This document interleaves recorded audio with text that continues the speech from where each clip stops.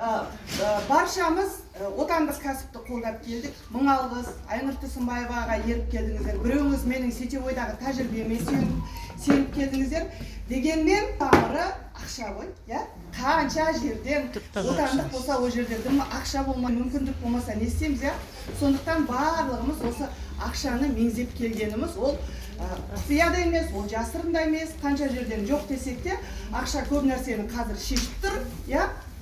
Ана, даже көңіл-күй настроениенің өзі ақшаға байланысты болады. Мен үнемі айтамын ғой, қалтаңда 500 теңге болса көңіл-күйің қандай, қалтаңда 500 мың теңге болса көңіл-күйің қандай деп. Сондықтан енді қанша жерден ащы болса да шындық, ақша көп нәрсені шешіп тұрған заманда біз осы бизнесті ашып, қаншама халыққа осындай мүмкіндік берейік деген ниетпен бастадық билеттерін. Ең бірінші мен сіздерге мынаны айтқым келіп тұр. Бұл бизнестің негізі, бұл қандай кәсіп? Қазіргі таңда баршамыз, енді давайте орта есеппен Каспиімізға ай сайын бір жылдан кейін 1 миллион теңге түсіп отырса нормально ма? 1 миллион, да? Пока. 1 миллион теңге в среднем. Енді қараңыздар, қазіргі таңда басқа осы сетевойдан бөлек 1 миллион теңге табудың нарықтағы жолдары қай жерде табуға болады? Саудада, иә, кәсіпте, бизнесте, иә. Енді сол кәсіпті онда не үшін жасамай жүрсіздер? Аренда керек, товар керек, качественный товар керек. Сетевиктер үндемей отырыңыздар сіздер. Товар керек, качественный. Яғни қазіргі таңда елдің барлығы миллионер болғысы келеді, бірақ миллионер болудың барлығы біледі. Мысалы, кішкентай қазір еңбектеген баладан өскенде кім боласың деп бұрын жаңағы ұшқыш, ұстаз десе, барлық қазір бизнесмен боламыз дейді. Барлығымыз білеміз ақшаның барлығы бизнесте екенін. Енді қараңыздар, қазір мен сіздерге разбор жасаймын. Почему бизнес, почему бұл разбор мен үнемі көрсетемін, потому что осы разбор сіздің алдыңызға ертең ешқашан сетевойда айналыспаған адам келген кезде бизнесті түсірайық ғой, бұл қандай бизнес деген кезде не айтасыздар сіздер? 200 пв жасаң мынанша түседі, мастер жасаң мынанша түседі. Үйде отырған өмірі сетевоймен айналыспаған адам оны түсінбейді. Яғни ең бірінші ол адам қандай жерге келгенін түсіндіріп беру үшін мына разборды жасаңыздар. Всегда. Мысалы, бастағымыз келеді. Сауда жаңағы сіздің айтып отырғаныңыз традиционный бизнес. Бізде сатып компаниясы. Я? Енді қараңыз, ай сайын қанша ақша тауып келеді? 1 миллион теңге. 1 миллион теңге ай сайын жоспарымыз, ай сайын 1 миллион теңге табу жоспарымыз болса, 1 миллион теңге сізге доход әкелетін бизнес бастау үшін сізде минимум 5 миллион болу керек товарға. Және 5 миллион жарнамаға, потому что қазіргі бизнестің жүруі, сатудың негізі реклама, яғни Instagram, Target, жаңағы контенты, мобилогр, осының барлығына ақша аямау керек. Яғни сіз 5 миллион товарға дайындасаңыз, 5 миллион сіз осы бизнестің дамуына, развитиясына, жарнамасына сізде дайын тұру керек. 10 миллион теңге бар ма бізде? 10 миллион теңге болса, не үшін отырмыз, мына жерде? 10 миллион теңге жоқ. Яғни бұл мен қазір өзімнің басымнан өткен жағдай. Яғни миллионер болғым келді, менде табыс тапқым келді, сетевойға дейін. Яғни ең бірінші мен ойладым. Мен мықты жұмысқа тұрамын, сол жұмыста 24 сағат жұмыс жасаймын, бастықтың көзіне көрініп, сол жерде менде карьерный рост болған бір аңғал, бір арманым болды да. Енді сөйтіп мен Астана қаласында Қазақстан темір жолы, ол жерде екінің бірі кіре алмайды, әйтеуір бір кісілер арқылы, таныстар арқылы Қазақстан темір жолына ведущий специалист болып кірдім. Мен любой нәрсені жасаған кезде флексивана жасаймын. И сол жерде балаларым таңертең ұйықтап жатқан кезде жұмысқа кетемін. Балаларым ұйықтап жатқанда жұмыстан келемін. Яғни мысалы өзім жұмыс жасайтын кешкі сағат 7-ге дейін болса, мен жоспардан тыс 10-ға дейін. Сол кезде ойым мынандай ғой, мен флексивана жұмыс жасаймын, жоспардан тыс пландарды орындап тастаймын, бастықтың көзіне көрінемін, содан кейін менде карьерный рост болады деген сондай бір аңғал арманым болды.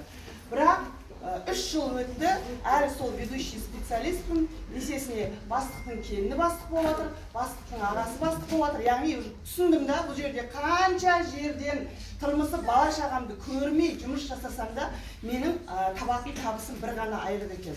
Сөйтіп көңілім қалып, жақсы мен бизнес бастаймын деп шештім. Бизнес бастау үшін саған идея керек, не сату керекпін. Сосын мен түсіндім, мен өзім талғамым жақсы, мен киімге вкусым бар, ол мен сатайын дедім. Бірақ ай сайын 10 миллион түсіп тұрса күшті деген мақсатпен 10 миллион теңгені банктан кредит қалдым. 10 миллион қарызға берген жоқ. Яғни ең бірінші маған жаңағы товар алып келу керек болды. Ақша қалтада, Қытайға барамын. Қытайға барады, Турцияға барады, Бишкекке барады, қазіргі жандар. Товары алып келемін, товарға ақша кетті. Қытайға барған жолым бар, жаңағы тұратын жерім бар, жейтін тамағым бар. Ол да ақша, я? Конечно. Ол да ақша. Одан кейін товарымды алып келгеннен кейін мен өзіме помещение іздедім. Аренда, я? Ол да ақша. Одан кейін ол жерге мен өзім сатушы қойдым. Ол да ақша. Одан кейін тауарды алып келу керек, логистика, заңдастыру керек, жаңа карго деген әңгімелер бар. Бұның барлығы тоже ақша. Былай қарасақ, барлығы планмен келатыр, 10 миллион бар, товарымды алдым, жолым бәрінің шығыны кетті, арендамды алдым, сатушымды қойып қойдым, логистика ішін бәрін әсемдеп, әрлеп, жаңағы жасап қойдым. Окей, осының барлығын жасадым, менде 1 миллион бар ма менің жоспарлаған? 1 миллион теңге маған түсіп жатыр ма? Түсіп жатқан жоқ. Қай уақытта түсе бастайды? Мен сата бастаған кезде, я? Мен жарнамалай бастаған кезде, мен чаттарға, халыққа, құрбыларыма, мен мынандай күшті көйлектер алып келдім, давайте алыңыздар деп айта бастаған кезде, маған ақша түсе бастайды. Менің мақсатым 1 миллион теңге табу болды. Ай сайын, я? Осының барлығын жасаған кезде маған 1 миллион теңге түсу гарантия бар ма менде? Жоқ. Кейбір кезде сауда болмай қалады, бірақ сауда болмаса да, ақша жоқ болса да, сатушыға айлықты төлеу керек, аренданы төлеу керек, алған кредитімнің ақшасын төлеу керек. Сол кезде мен саудадан ақша жетпейді, қалтамнан тағы шығарып, мамадан қарыз сұрап, кредитімді жауып жүріп, керісінше мен минусқа кете бастадым. Ал енді минусқа кетпедік дейік, окей, все идеально, 1 миллион ай сайын сізге түсіп жатыр. Риск болды, я? Менде риск. Егер менде сауда болмай қалса, менде конкурент. Енді қараңыздар, ал енді жақсы саудам жүріп жатыр, ай сайын 1 миллион теңге түсіп жатыр, ақшам көбейген сайын расходың да көбейеді. Енді мен ойладым, жетпейді, маған 5 миллионға шығу керек деген мақсат қойған кезде, мен 5 миллион таба алам ба? 5 миллион таба алам ба? 5 миллион табу үшін не істеуім керекпін? Оборот. Яғни мен уже 10 миллион емес, уже менде 50 миллионның товары болу керек. Уже, яғни мен ақшамды көбейтіп отыру үшін үнемі вложение жасап отыруым керек. Яғни осыны түсіндім, менде мынандай ақша жоқ, менде ай сайын риск, яғни жаңа кредитімді төлеу керек, сатушым бар, аренда бар. Мен олай тәуекелге бел буа алмайтындай жағдайда емеспін, өйткені менде запас ақша жоқ екенін түсінгеннен кейін мен сетевой бизнесті таңдадым. Енді қараңыздар, қызметшілерім, енді қараңыздар. Бұл менде Тараз қаласында болған жағдай. Сіздерде мысалы Шымкент қаласында, я? Енді қараңыздар, SAP компаниясы сіздерге товар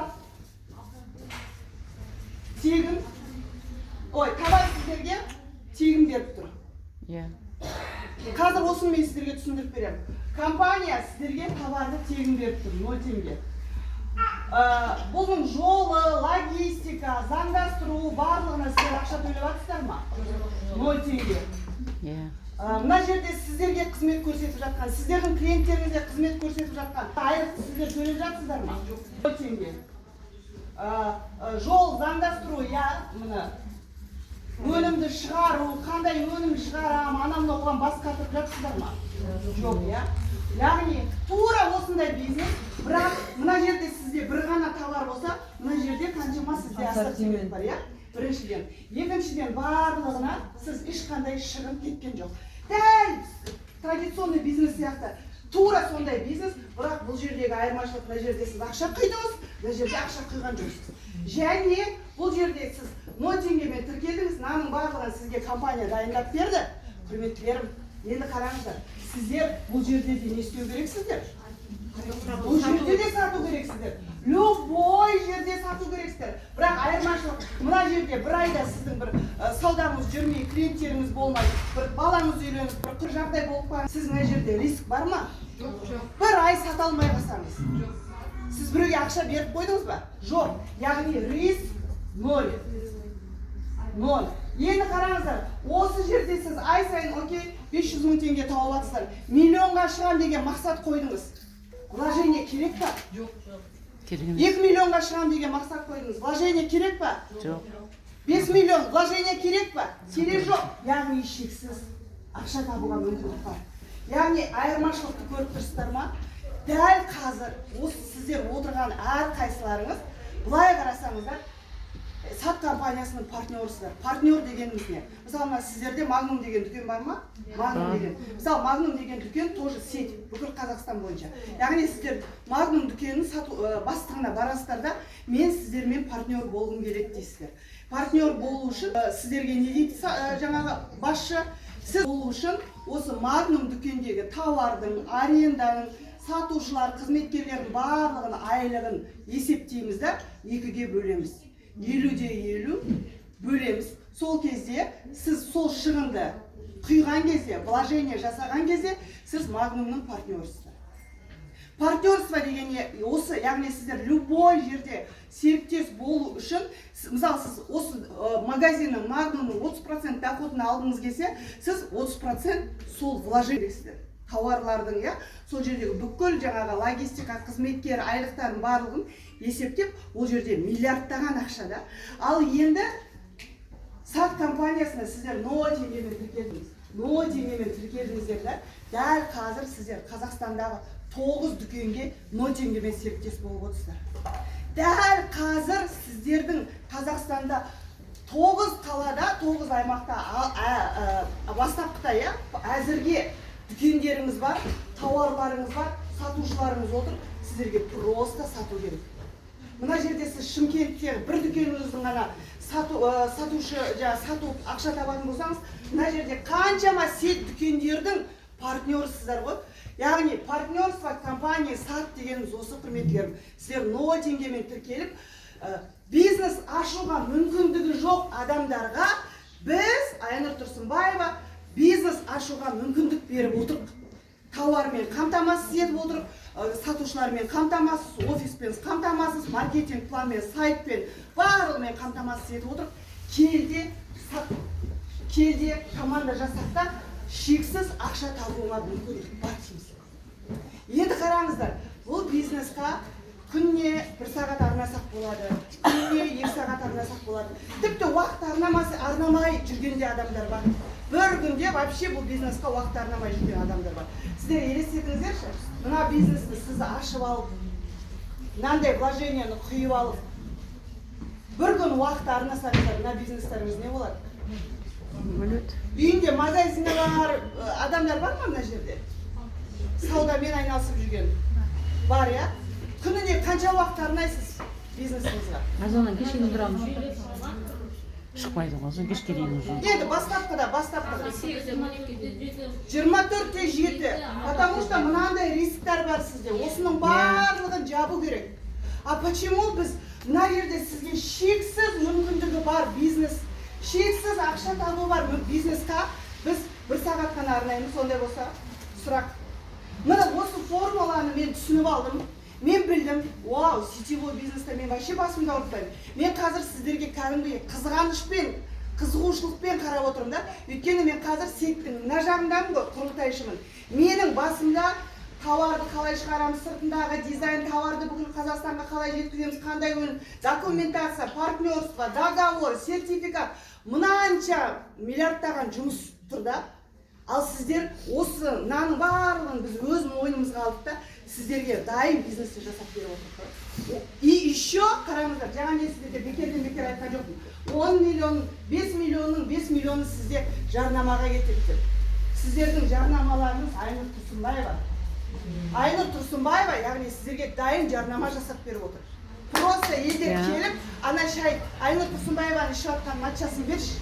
ана Айнұр Тұрсынбаеваның жеп отқан ана несін бер, шайын берші деген сияқты немен келіп жатыр қазір. Яғни дайын жарнама, дайын бизнесті пайдаланып әр қайсыларыңыздың миллион одан да жоғары табысқа жетулеріңізге мүмкіндік бар.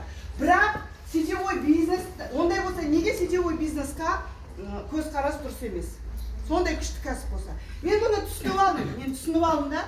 Яғни бұл бизнесті ушылыңда қыздардың бәрі мұны отыр ғой, сетевиктер. Бұлар біледі. Яғни адамдар айтады ғой, сетевой бизнесті мен что-то жасай алмадым. Ой, что-то бұл жерде қиын, адам жинау, сату қиын дейді. Одан да мен бизнеспен айналысқаным дұрыс деген адамға мен айтамын да. Сен сетевой бизнесқа сынып кетсең деймін да, сен традиционный бизнесте вообще парша-паршаны шығарсың деймін да. Мына жердегі рисктер.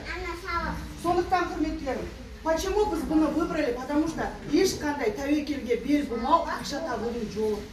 Ал ондай болса, неге адамдардың сетевой бизнесқа көзқарасы дұрыс емес? Өйткені бір үлкен минусымыз бар. Үлкен минус. Еркін бизнес та бізде. Біз енді қазақ десең өзің етеді, еркіндікті дұрыс түсінбей жатамыз.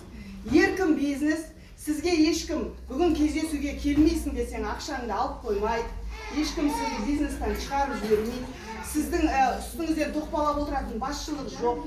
Және бұл бизнесқа келген кезде сіз ешкімге бағынышты емессіз да, тәуелсіз бизнессіз. Ешкімге тәуелді емес. Сондықтан біз бұны еркін бизнес болғаннан кейін кез келген адам бұл бизнесқа тіркеле алғандықтан неше түрлі адамдар болады. Мысалы, кәдімгі жұмысқа тұру үшін сіздер міндетті түрде собеседованиедан өтесіздер ғой, адекватный адам, медицинский справка, псих емес, анау-мынау, жаңағы деген сияқты іріктеуден өтіп, фильтрдан өтетін болса, біздің бизнесте фильтр жоқ қой. Любой адам тіркеледі. Ана 5 баламен миы ашып депрессияда жүрген адам келеді да, очередь боқпаса бітті. Сканал шығарып кететін жерде. Содан кейін бизнесқа басқа парақ жоқ қой?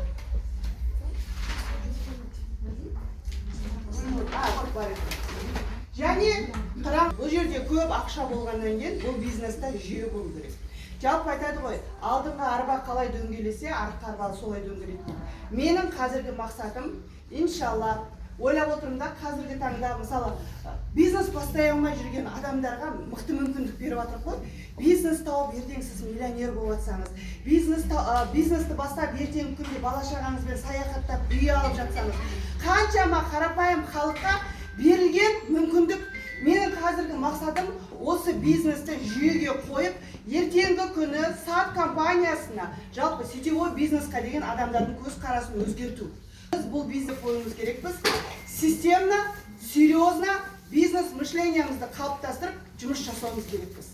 Сетевой бизнес деген атқа кір келтірмей, керісінше қандай күшті осы сат компаниясына тіркелуді армандайтындай деңгейге жеткізу бізбен сіздің қолыңызда, құрметтілерім.